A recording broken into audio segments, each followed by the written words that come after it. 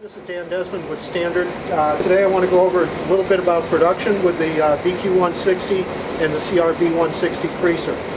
When we're using the two, we only have to make one setting in here on the control panel that we tell the machine, we tell the Creaser what the length is from the foredge of our cover to the center of our spine. We set that, and we program in that dimension. In this case, for this cover, what I'm saying is the center of my print would be at 9 inches on this 18-inch long cover. I press that in there, and now it's set for all books to be the center of the spine to be 9 inches from the foredge. I take my book block, set it in, set my first cover in. As soon as the book block starts scanning to the left, my cover is creased.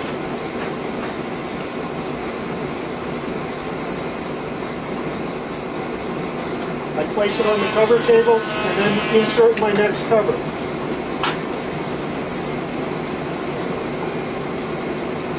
Now this system is set to dynamically adjust itself as I change book thicknesses. So if all my covers are going to be center printed at 9 inches, I can leave that setting alone and just load my covers. So the next book block will register the dimensions to the Creaser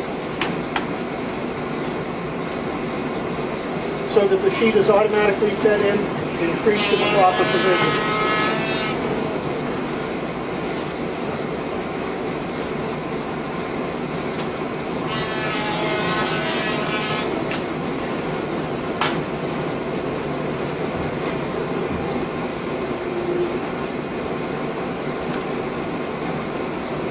We're running the PUR unit here, so it's set for 10 seconds of clamp time for each book so that the glue has a chance to gel between the sheets of the cover for the best strength.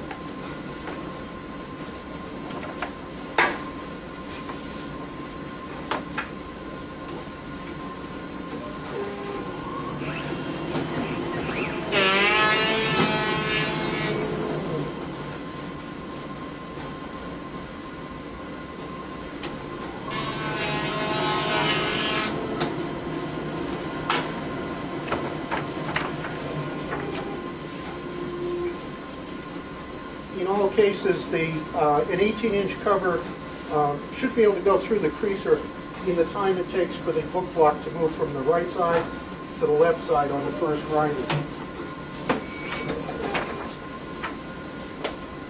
So in this case, in operating like this, the Creaser is not going to add anything into the production time.